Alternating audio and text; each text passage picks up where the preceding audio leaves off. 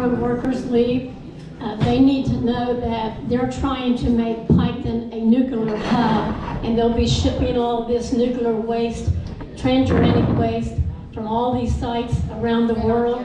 And not only that, but they're going to be shipping foreign product to Piketon, and we're going to be reprocessing it, and they're trying real hard to put 2 small modular reactors at Piketon, and they're calling them a powerhouse. A powerhouse is what they're calling it, but they're 2 small modular reactors, and we're going to be reprocessing transuranic waste. And transuranic waste has been reprocessed at Piketon for 70 years, and that has been the biggest secret there. We thought we were producing uranium and uranium hexafluorides and making bomb-grade material, but what they were doing was reprocessing this reactor fuel for 70 years and never told any of us. We weren't suited up to do that, but I just wanted to, maybe the railroad workers may have some comments about the transuranic waste that's coming through there. Okay. My name is Vina Colley, and I am president of PRESS, Portsmouth Piketon Residents for Environmental Safety and Security. We have been in existence since 1987. I've been doing this since 1983. I found my first grievance as a worker that I thought there was 30 workers at the plant were being exposed to radiation. I was breaking out with a lot of rashes and I didn't understand it. And Piketon has 3,800 acres. We have 3 huge process buildings. It's the largest facility in the world, and it's the most contaminated facility in the world. But the state of Ohio signed a consent agreement, and we were never even put on the Superfund list. And so we just had an epidemiologist that came in, Dr. Joe Mangano, and he found that we have the highest rate in cancer in Pike and Scioto County and the surrounding counties. And so everyone has turned their back on this community, and the reason they have is because they want to bring in those small modular reactors. And transuranic waste means plutonium, americia, neptunium, some of the worst radioactive nuclides that you can even think of that wants to be processed there. We have the railroad and truck drivers brought in 24,000 depleted uranium cylinders that are setting out in the yard. These cylinders give off neutron exposures. And while they were on the train, some of the workers who worked there were my friends. They said they used to sit on those cylinders, and this is even before I knew that they give off neutron exposures. Well, these workers were sitting on the cylinders, and they stood by them all day long on the railroad tracks. And my friends died of cancer. My husband, he passed away with cancer and some blood stuff. My brother-in-law worked at the plant. His leg got contaminated, and he passed away with cancer. My sister-in-law passed with cancer. My nephew, he worked at the plant. He just died of kidney cancer. Piketon is an SEC site, and what that means is we're a spatial exposure cohort, and that means they can't prove our exposures. So they passed a compensation bill in 1999 because we did have plutonium, and they denied it, and I told him in 93. Well, the gas diffusion plants, Piketon, Paducah, and Oak Ridge were in this compensation. Well, Paducah and Oak Ridge was in the compensation bill, and I found out about it. And I had plutonium at Piketon, so we were able to get to our representative, Ted Strickland, at that time, and we got added to the compensation bill by a thread. Well, 2 weeks ago, I find out they have this compensation bill, which is called RICA, and I have a petition for it for people to sign. This bill is the downwinders bill from the uranium miners. And there's a couple ladies there in St. Louis that has the waste facility there that's killing the people that live around there. So they got this bill opened back up again and trying to get their landfill on the RICA. So when I found out, guess what? They added Paducah and Oak Ridge again and left Piketon out of it. So that, when I heard it that day, I called my Senator Brown and I told him what was going on. They were having a Senate hearing. So as soon as I called his office, him and J.D. Vance went to the Senate hearing. We didn't get on the bill, but we got mentioned. but it passed the Senate, and now this bill is in the House. And we're asking people to call anyone that they know that's a House representative and tell them to put the Portsmouth gas diffusion plant in that bill. I mean, we have the highest rate of cancer in the state of Ohio, and we're 87% national there. When I started working there, I thought it was the safest place in the world because they stressed hard hats and safety glasses.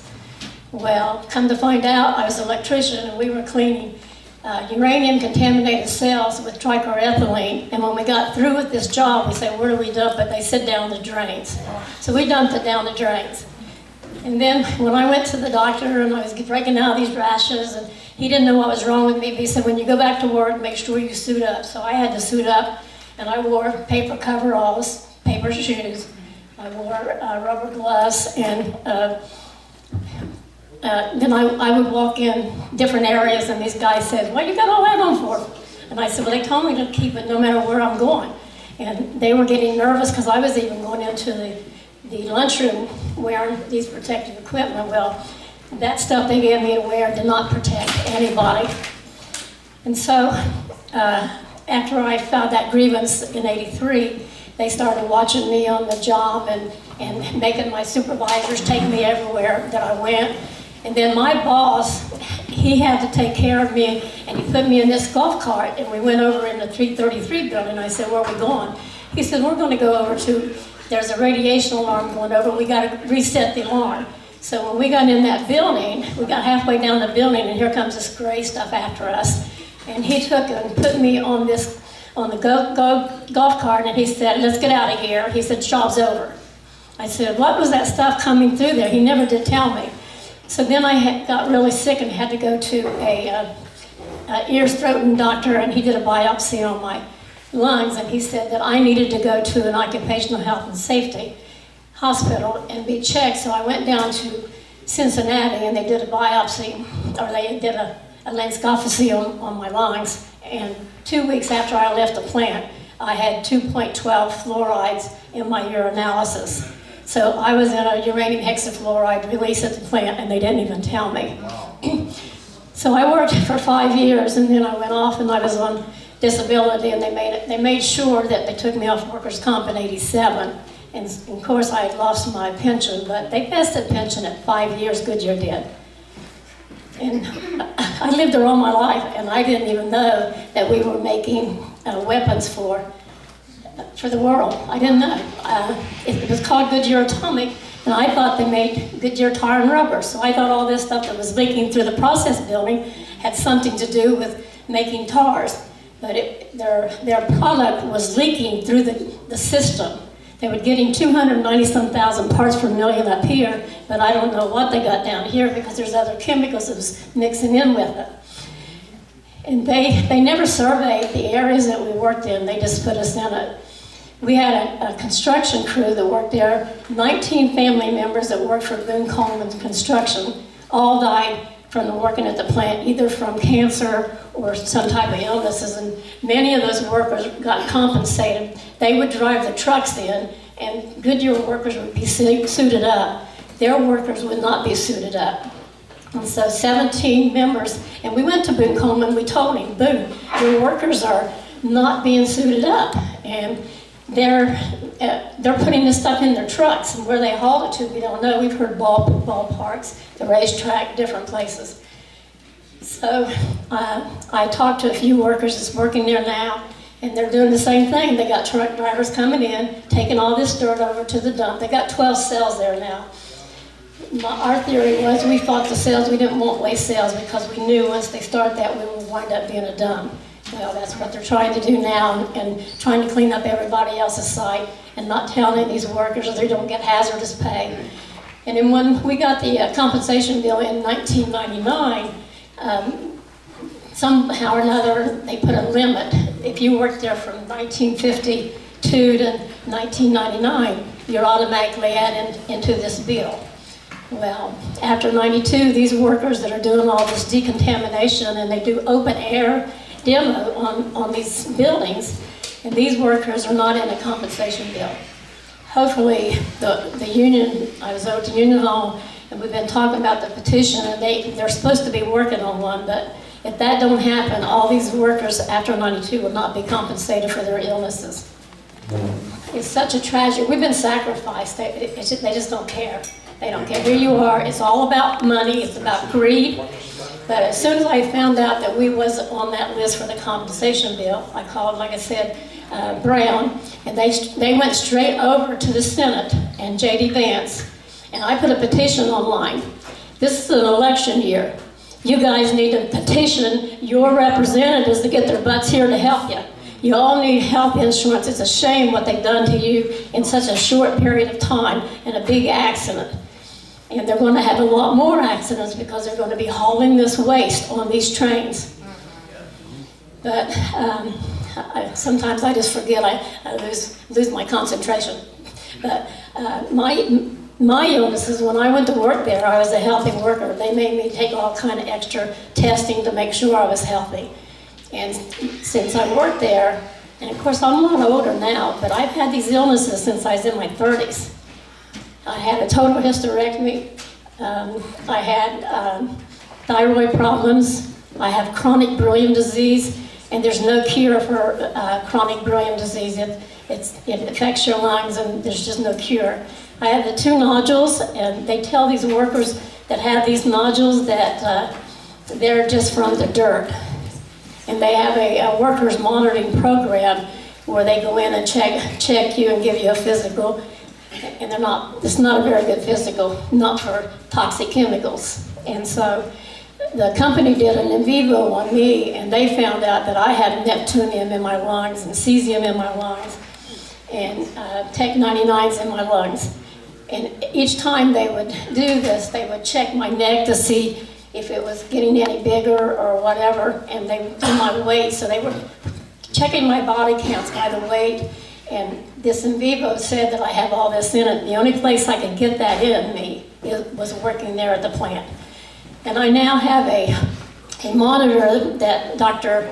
Michael Ketterer, who does a lot of testing. I've been doing samples, and we do our own samples now. We don't pay any attention to the plant. And so we are finding lots of off-site contamination.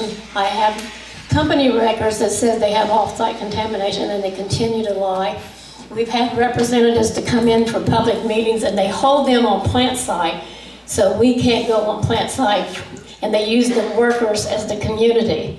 And so we have no input, and now they have an SSAB board, and what's really important for everyone is these commissioners and these city council people, they make a lot of decision behind your back. And we now have an SSAB board, and they have commissioners and mayors and union people. Everyone except the environmental people are not on that board. And so they're making, these office people that you vote in there are making decisions behind your back and giving the company what they want. They give them that, they're the ones that made the decision on those 12 waste cells, and we fought it for 3 years. And then we didn't want it. We had a room full of people all the time, and we thought we were winning. And then all of a sudden, here they come in trucking and making these waste cells, and it looks just like a big swimming hole with a trash bag in it. And one thing they get worried about is beavers. Beavers can eat through that trash can liner. It's a lot thicker than a trash can liner, but still, beavers can go through it. And this plant is sitting on fractured bedrock. And we're in the, yay, here comes your bus. And we're, and we're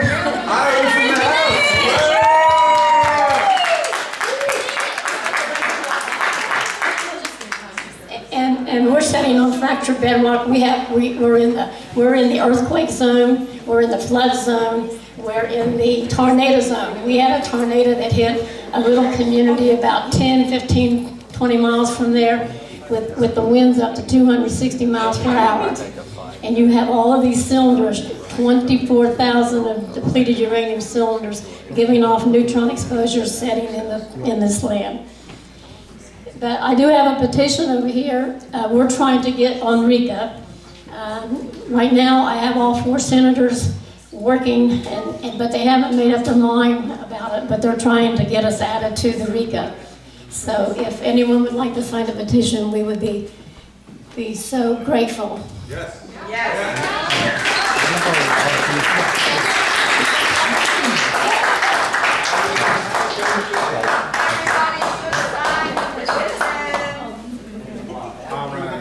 Where is it? Our city officials are going right out in the open, they don't even hide it. Our city officials don't even hide it, they're going right out in the open and no one cares. It's terrible. Howdy, folks. We'll get that petition for everybody to sign here momentarily. But in the meantime, I'll talk to y'all a little bit. My name is David Feaster. I am the Western Pennsylvania organizer for Food and Water Watch, based out of Northside Pittsburgh, Pennsylvania, but grew up here in Chippewa Township. My parents live right over in Chippewa on the other side of the border. Hillary and I actually went to the same high school, a couple years apart. And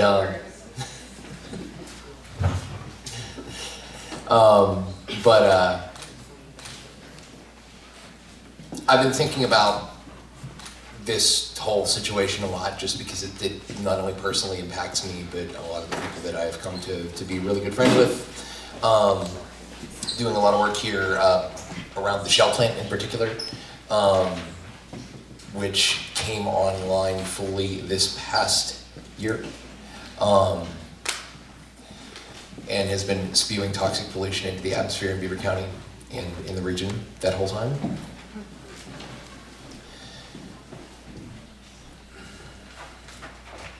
I'm sorry, y'all. It's a little emotional because I've been here before. I was here with Hillary when the representatives from our EPA region came and said that they had nothing but inconclusive tests here. And said they weren't going to come back and test anything else. Yes, exactly. And had about as much to say on dioxins as the EPA currently do. They basically told the residents here in East Palestine with a straight face that that everything was safe as far as they could tell.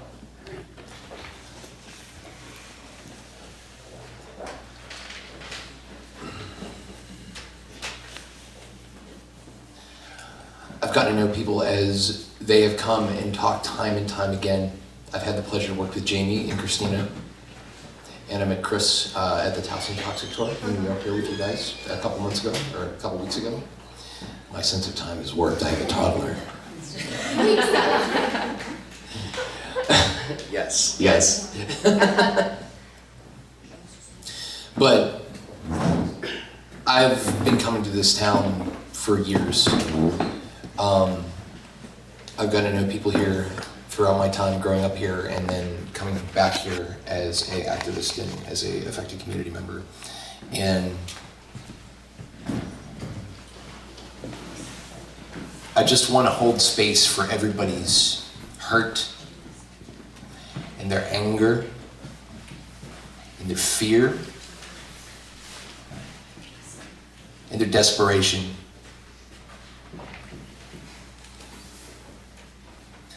And I want you to be able to hold that and feel that, because one of the things that's most important is we grasp the emotional scope of what has happened here in this place.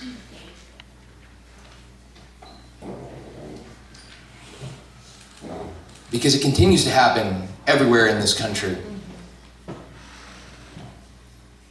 Because of the motives which everybody at this table has espoused previously. But also just because of the disconnectedness that we have inherited. All of us here.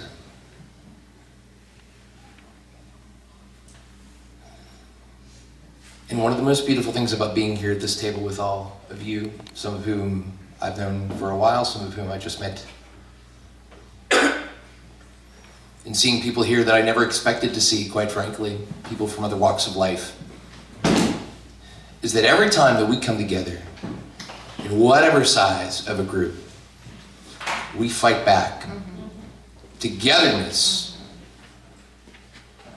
the act of supporting one another, is absolutely revolutionary in times like these. And I just want to hold space for that, and to commend everybody for coming here and seeing this. bearing witness to this feeling, bearing witness to the pain that everybody's going through here. Because it takes real bravery to come up and talk about what you're going through time and time again. Jamie and Christina and Rob and Lori and all the other people that have continued to speak out. Hillary.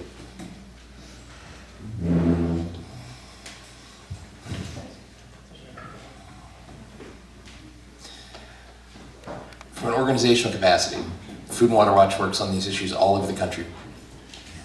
Here in Pennsylvania, we work a lot on oil and gas site fight issues, which are inexorably tangled with these things because that natural gas is the feedstock for all those plastic pellets, is the feedstock for all that vinyl chloride. Yeah. They don't want us to know. Exactly.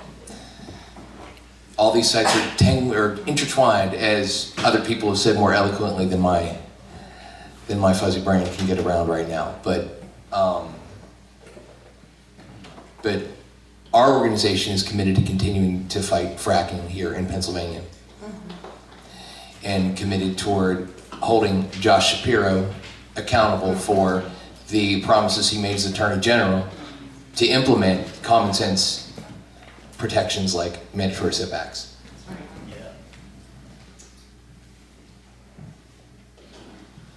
But we're also going to stand here with you in East Palestine. We aren't going anywhere.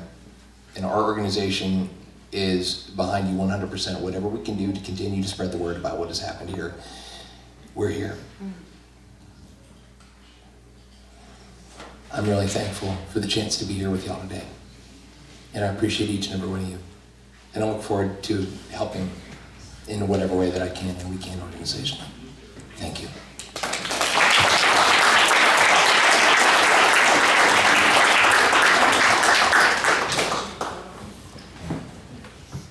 Hey y'all, I'm Andrew Woomer. I'm a Southwestern Pennsylvania Advocacy Coordinator for an organization called Clean Air Council.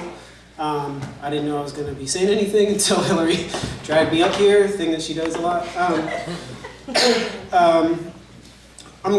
want to give a little context for why I'm here, and I'm not saying it to be like, look at the work that we did, but I'm saying it because it's really exciting to be here with a bunch of unions and environmental activists and residents and people who are from a lot of different walks of life that, you know, at least in my work, I'm told we're on the different, you know, we're in opposition to one another. And I just really appreciate this moment because it's very clear that we aren't. Yes. And so I just want to speak a little bit to, you know, my organization did a little bit of relief work in East Palestine last year, shortly after the derailment. Jamie was the first person I met. I showed up to a public meeting and she was handing out flyers, and I was like, I want to help hand out flyers, and quickly met a lot of different residents, and we ended up raising a little over $70,000 to get air purifiers into households for folks who weren't able to leave or chose not to leave, in order to do what we can to decontaminate indoor living spaces, because that wasn't happening. And something that wasn't lost on me was that when I put up a flag in Pittsburgh that said, folks need water, folks need funds, folks need cleaning supplies that aren't chemically based, folks need trash bags, folks need PPE, right? We don't know what we're dealing with. We need people to have respirators. It was rank and file union members who showed up. It was folks like Robin and David who showed up. It was folks who had family from the region who showed up. And there were a lot of, you know, us hippie environmentalists too who showed up.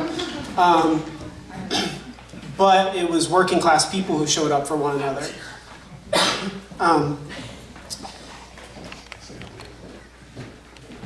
Like I said, I didn't have anything planned to say.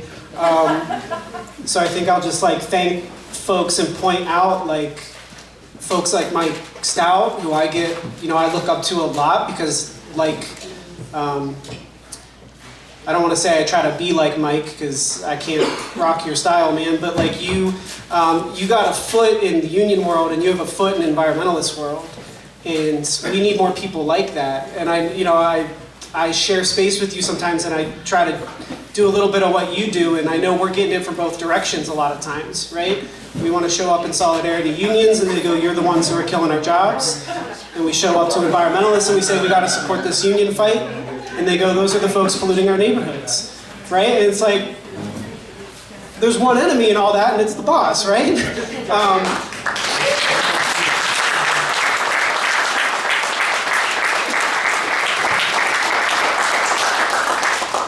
And I know Melanie experiences the same thing in Clareton, where the coke works there is poisoning her community, and you knock doors there, and you have residents saying, well, if the plant goes away, all the jobs are going to go away. But we all know that how many people in Clareton work at that plant anymore? Yeah. And we also know that, like, the Mon Valley, right?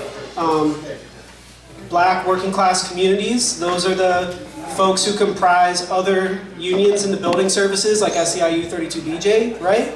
And so you got union members working in a shop that's polluting other union members' homes, and for some reason we're supposed to be at each other's throats when it's the same politicians and the same corporations who are pitting us against each other, and we're all getting screwed. And so I just want to say thank you to Chris and all the different union brothers and sisters who came out.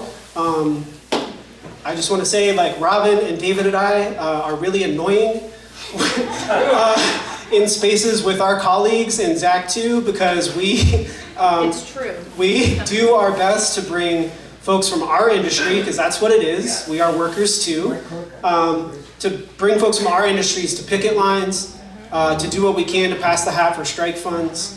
And I'm just really happy to build connections with folks today as much as I can, because like a lot of you all were saying and sharing your wisdom, it's one fight for a good life, and we can do it together. And this is a really good first step. Also, shout out to I don't know why I'm thanking everybody. I feel a lot of gratitude. Also, shout out to Steve and all the folks from the Union Progress and the News Guild, because y'all have been the most consistent coverage in the region for East Palestine. We covered every fundraising event that we did, and every pub, and every little backyard event that we had to raise a couple $100s here and there to put an air purifier into a home. And that's why, it's not why, we did it because it's the right thing to do, but that's one of the reasons that we came out on the strike lines at 2 and 3 in the morning to stop those trucks, right? That's why we help raise strike funds and split funds at the event at Bottle Rocket, So I just really appreciate y'all. I love to see I feel very privileged to be able to look at people and know the connections of how they got here, and that just feels amazing to me. So I know that it sucks why we're here, and it's not okay why we're here, but there's a lot of power and wisdom here, and I just really appreciate you all sharing it with everyone, but with me. So.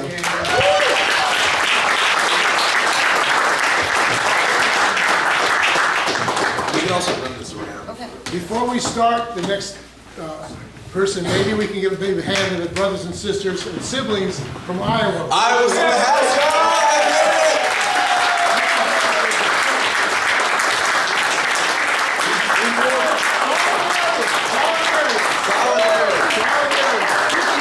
These poor folks were broke down on the side of the road at 4 in the morning, and they made it here, and this event would not have happened without them either. And I just wanted to let folks know, they also brought sodas, so if you want more soda, I'm bringing it over there. And the Great Penny Logston has the sign-up sheets that people were asking for earlier. So if you want to sign up, you want to be part of this, you want to stay up to date, please sign up here. And also if you want to sign on as a supporter of the campaign to pressure Biden to invoke the Stafford Act, you can sign on here. Okay, I'll shut up. Pass it to me. Hey y'all, it's great to be here. So I also didn't know I was speaking until a few minutes ago. But I want to say that Baltimore, both Labor and EJ stand with East Palestine, and we will be in this struggle alongside you guys. So I have been organizing for 13, 14 years in Baltimore, an overburdened community that has 70 plus industries and the highest respiratory illnesses in the country. CSX is our big enemy in Baltimore, and so that's what brought me to Hillary and a lot of the folks in East Palestine. We have been watching coal trains run through our community. We know that CSX and NORFOLK Southern own the largest coal export pier on the East Coast, and they are making so much money, $8 billion, right, off of housing their coal in a neighborhood that has 70 plus industries. So we've been organizing with young people, with high school students who have been in this for a very long time, and older residents in the community who are fed up, right, with industry kind of railroading right over them. And so that's what brought me to East Palestine, was thinking about capital being borderless, and how do our movements become borderless? How do we build across state boundaries? How do we think about these as interconnected issues, not independent silos? We need to weave this fabric together to build a much broader movement, as our brothers from the unions talked about reclaiming, nationalizing rail. We need to put Alan Shaw and the CEO of CSX in The Hague. We need prison for white-collar crime. We do it for young, poor, brown, and black folks are feeding our carceral system. The same needs to go for corporate rail and every other corporate entity that's in these communities, literally making a profit off of brown and black in a place like Baltimore communities, right? So we came a few weeks ago with organizers from Baltimore to say we stand with you guys, and we'll show up, we'll continue to show up, and we want to build. We want to think about how do we take on these billion-dollar corporations, and what does it look like to cross race, to cross class, to cross regions, and to see not just the struggles, but these fossil economies as interconnected, right? I think it was so appropriate to talk about vinyl chloride as connected to plastics. We're fighting for zero waste because we're burning plastics in Baltimore. Our incinerators are killing people. So we are connected, but they don't want us to be.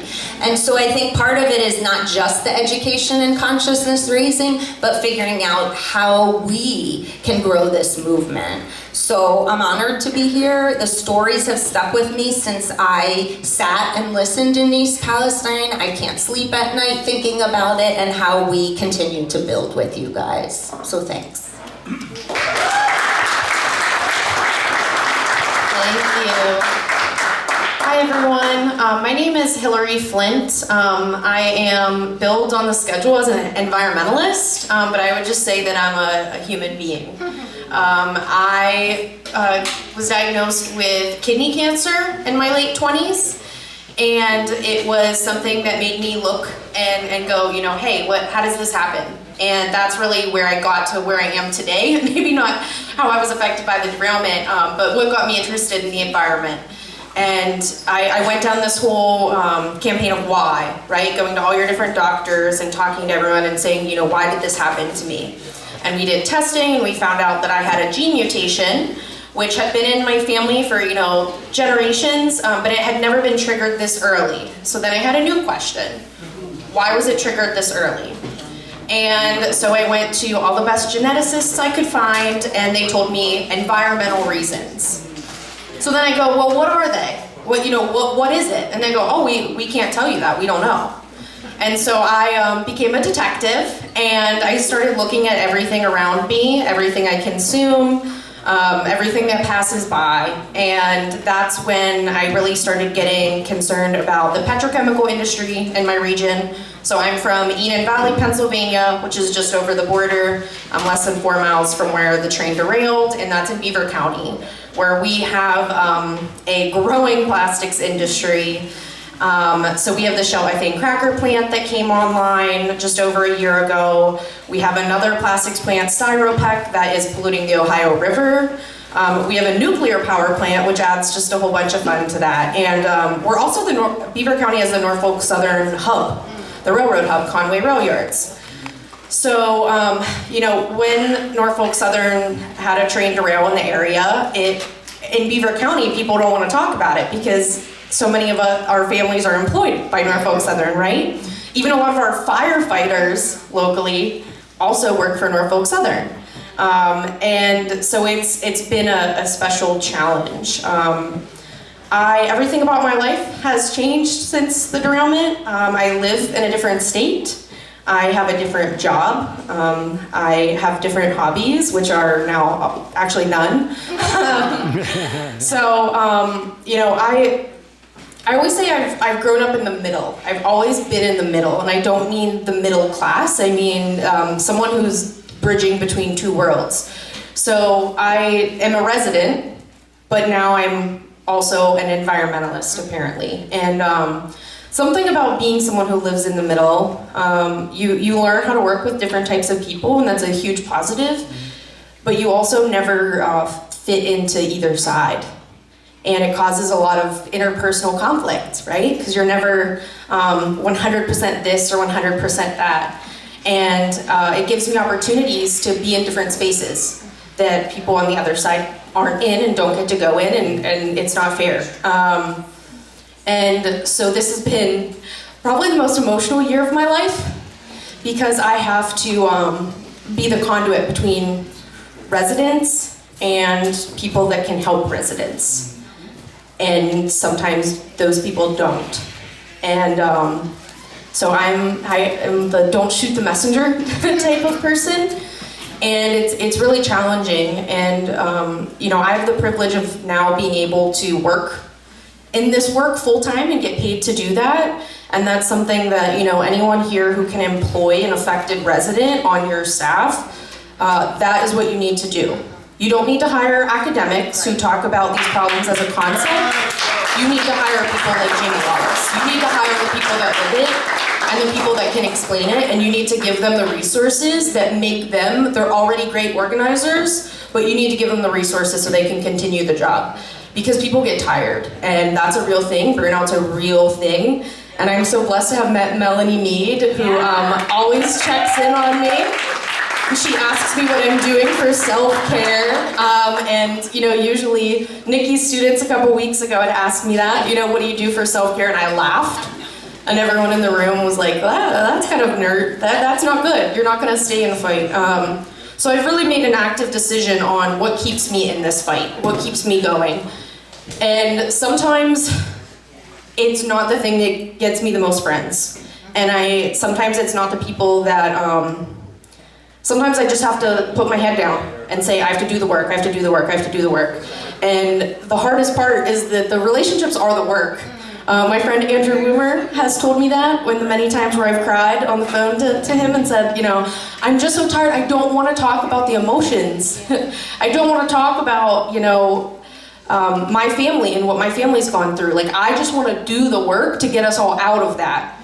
I don't want to sit in this space and cry, and I've learned that unfortunately the crying is part of the work, which is tough. But you know, being an environmentalist in this area is particularly challenging too. As you had mentioned, you know, we want things in concept, but when they're brought to us in reality, we don't vote for those things because they don't align with the party that we support, and you know why we support certain things. That's a whole other long historical conversation.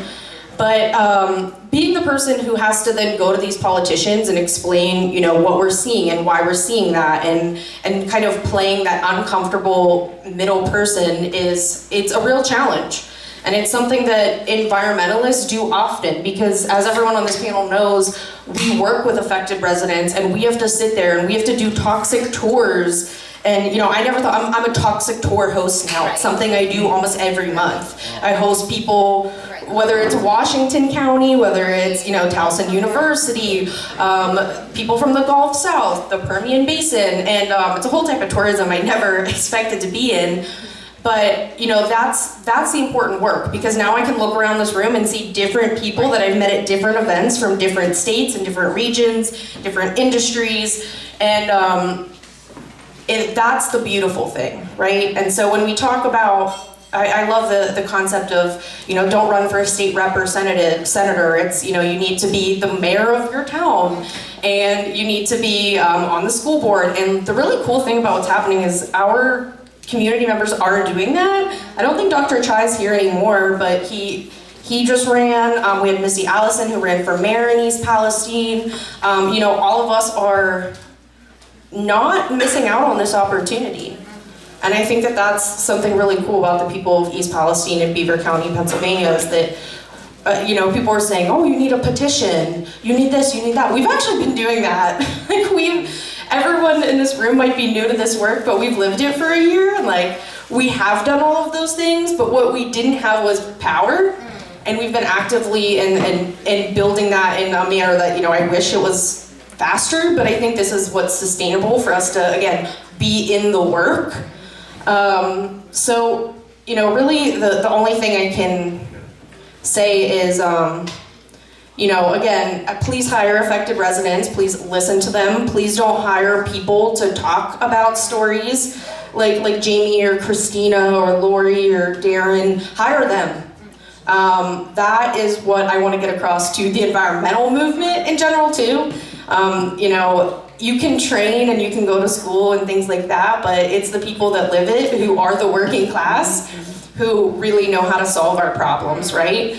And so when we can come together with different members of working class, you know, we might be working in different facilities, but we're all working towards the same thing. So the thing that I want to, you know, really say is just continue uplifting resident voices, keep them in the rooms of planning, call them when you have media opportunities, and keep building power and telling these stories, so that next year when we have an event like this, which I hope we don't have to do like this, maybe it'll be more social, but that way this room has even more people from more places and more walks of life. And that's really the work that in East Palestine we're doing right now, is continuing to build power, because what we've learned is talking to our elected officials isn't yet. I sat down with the President of the United States last month. It didn't get me anywhere. It's another promise for another day, for another meeting, for another, no. Now, the way that we show them is that we come with more people. Right. Yeah. And every meeting, it's more people and more power. And that's how we move the needle. It's not a conversation with an elected official. It's an elected official seeing you bring the power to them. Yes, and so that's what we'll continue to do here today. And I want to thank everyone for being here. We really appreciate it. Woo!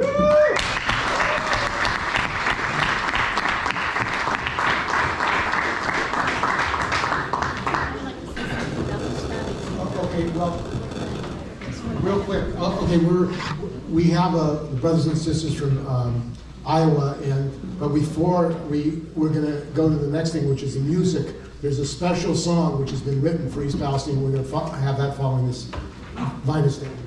I want to make sure that everyone here sticks together, the groups. Watch for people to come in and make you all fight.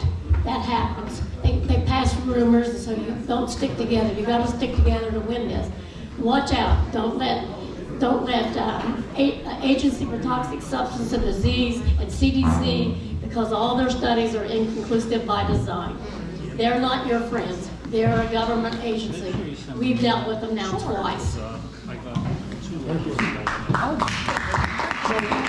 We're going to have this special song, which I think is its premier song about East Palestine, written by our famous labor troubadour, Mike Stout and his band. They're going to perform it. And following that, we'll have the panel from Iowa, which came 10 hours and had a broken bus, but they made it here. And then we'll have some journalists, and then proposals for action of what we want to do. So without further ado, brothers and sisters, the fight is on with our music. Are there, I want to ask a question. Are there the sisters, the women that spoke at that first panel, are they still here? Yeah, I want you to know something.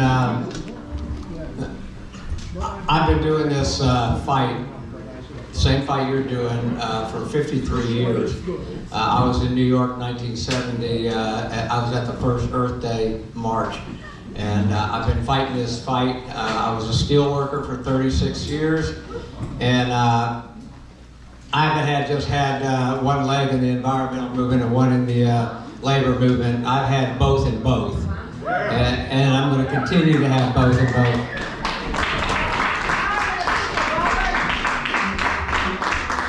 And I want Chris, and I want you sisters, and I want the people in this town to know that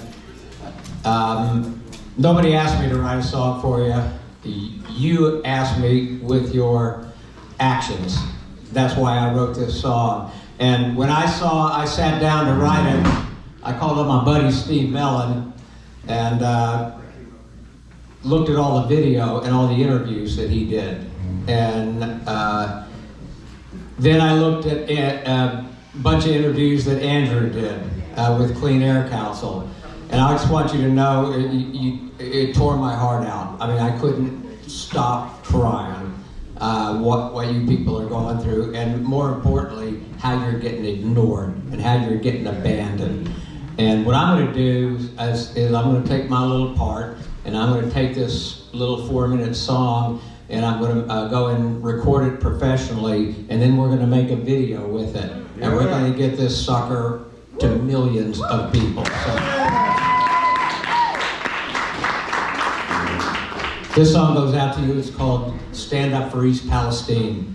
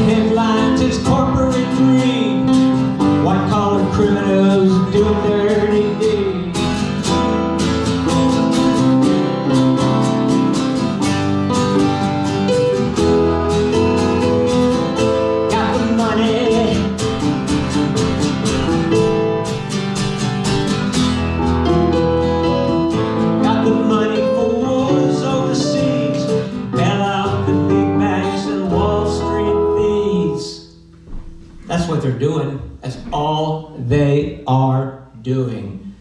Meanwhile, Pipe Town, Union Town, and so many others, no one seems to care while you sit here and suffer.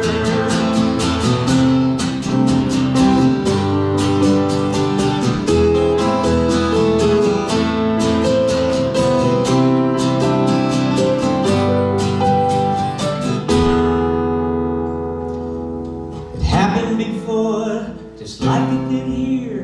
In fact, there was 1,500 derailments in just 1 year. Trains too long, brakes out of date, not enough workers to safely operate. Well, the workers know the problem and listen to them till they run the show. It'll happen again.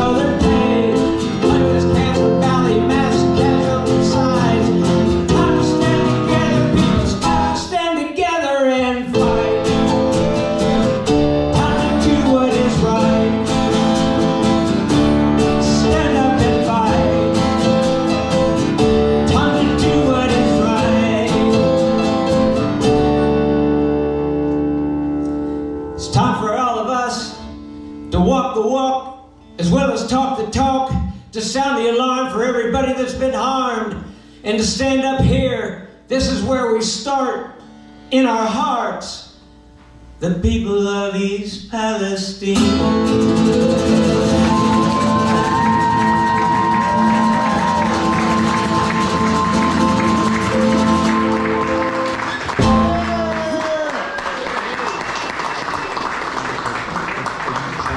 I want to thank you, and I want everybody here to know that we ain't going away. I mean, I know you Palestine people ain't going away. We ain't going away. We're going to be here with you. I've been waiting for this moment.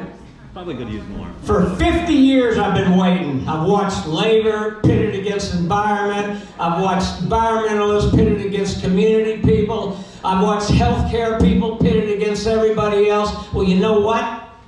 We're all the same now. We're all the same people here. So. And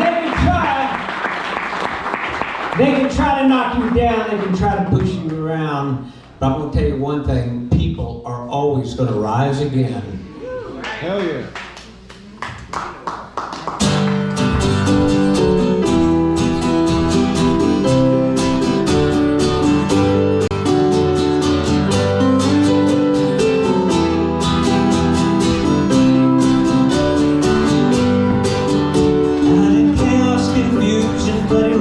Recklessness, a silent of hatred and fear.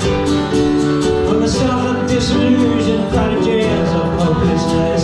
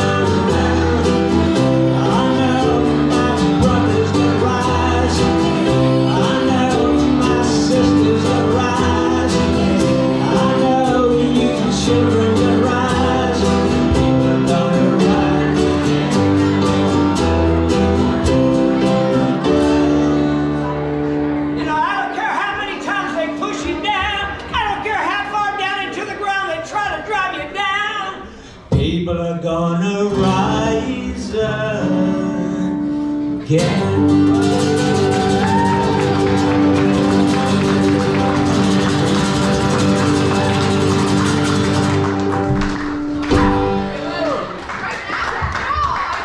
Stand up for East Palestine. Thank you. Thank you, Mike.